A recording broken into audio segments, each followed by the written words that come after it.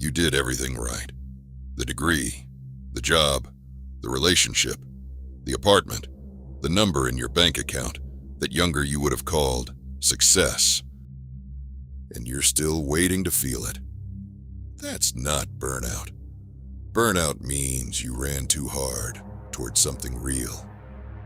This is different. This is the exhaustion of arriving. You did the work. You made the sacrifices. You got everything you were told to get.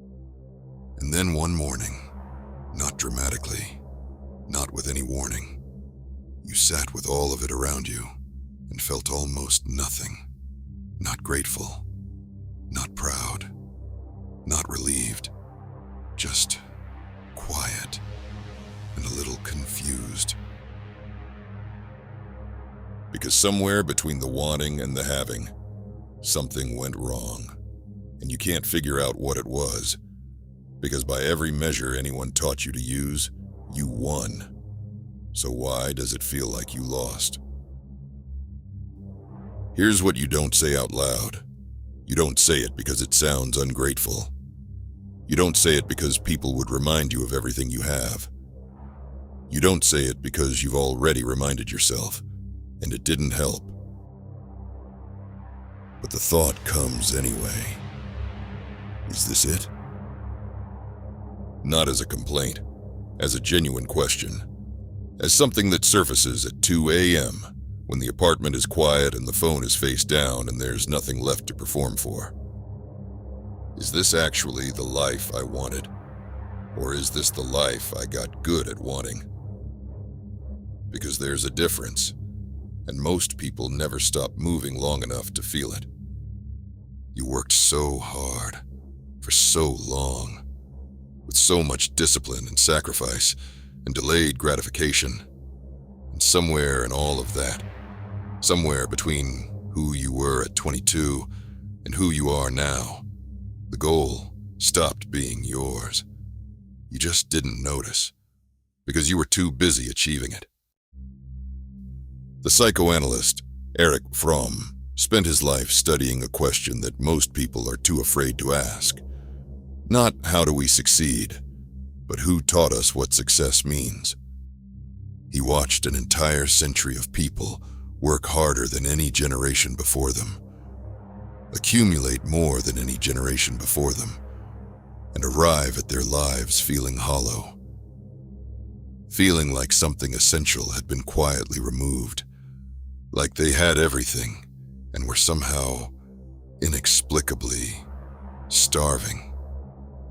He called it the great paradox of modern life, and his answer was not that people were weak, or ungrateful, or broken. His answer was this: society doesn't just shape your behavior, it shapes your desires. From the moment you were born, you were trained, not cruelly, not consciously, but systematically, to want what a functioning society needs you to want: the right education, the right career, the right milestones in the right order, security, status, productivity.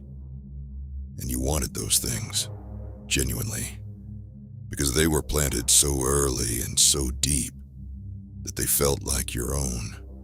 Erich Fromm called this the social character, the self that forms not from the inside out, but from the outside in, shaped by reward and withdrawal, by approval and disappointment, by every subtle message about what a person like you is supposed to become. And then he wrote the sentence that I want you to sit with. Most people die before they are fully born. Not physically, not young, but inwardly. They live their entire lives inside a self that was built for them, and never find their way back to the one that was waiting underneath. Let's go deeper, because this isn't abstract. This is your specific life. You didn't choose your first goals. You inherited them. From parents who wanted safety for you because they'd known scarcity. From a culture that measures worth in output. From a school system that ranked you and rewarded compliance and called it merit. By the time you were old enough to choose, you already had a blueprint, and the blueprint felt like you. So you followed it, hard, with everything you had. But somewhere around your late 20s, something shifted. A quiet doubt. A moment where you looked at the path ahead and felt, not excitement, but obligation. And you had already invested so much. The years, the degrees, the relationships built around a version of you that was climbing towards something. The identity. So you kept going, because stopping felt like admitting something unbearable. That maybe the sacrifice wasn't for the right thing. And so the doubt got buried, under more work, more achievement, more forward motion. Here is what happened next, and this is the part nobody talks about. The life you built, even if it's wrong for you, becomes you. Your personality arranges itself around it. Your friendships form around it. Your self-concept fuses with it.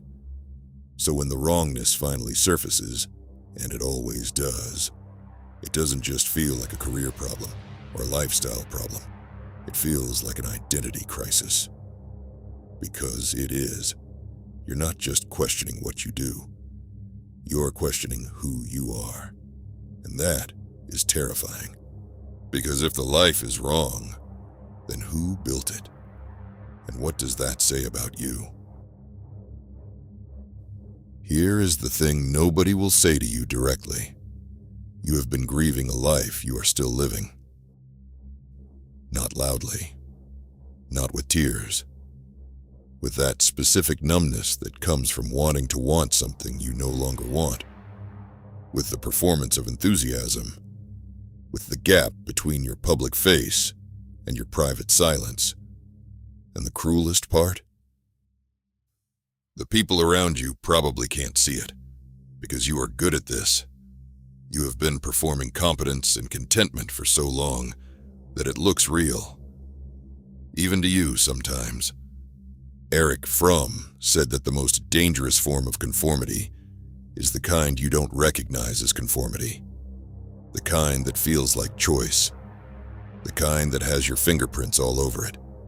You didn't fail. You succeeded, completely, exhaustingly, at building a life that was never actually yours. And now you're standing inside it.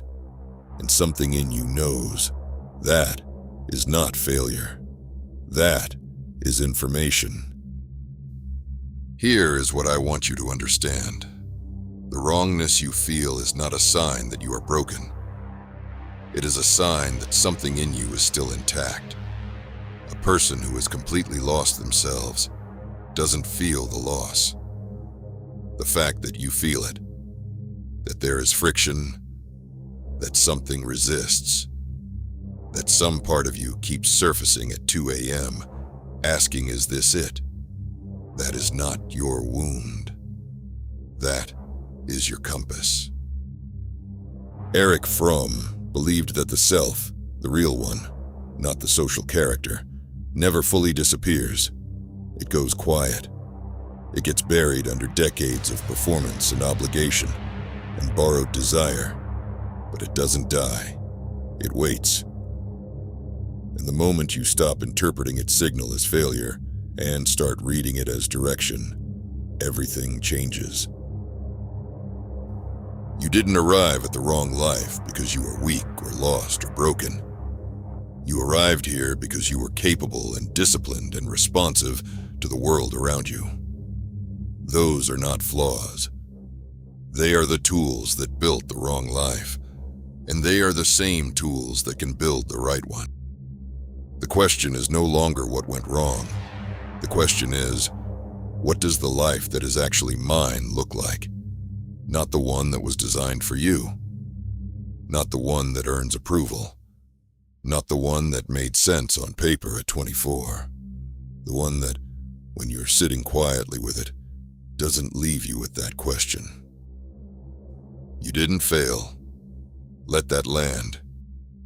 You didn't fail. You built with real effort, real sacrifice, real discipline, a life that someone else designed for you, and you built it well, and you arrived, and the arrival told you something that nothing else could have told you, that this wasn't it.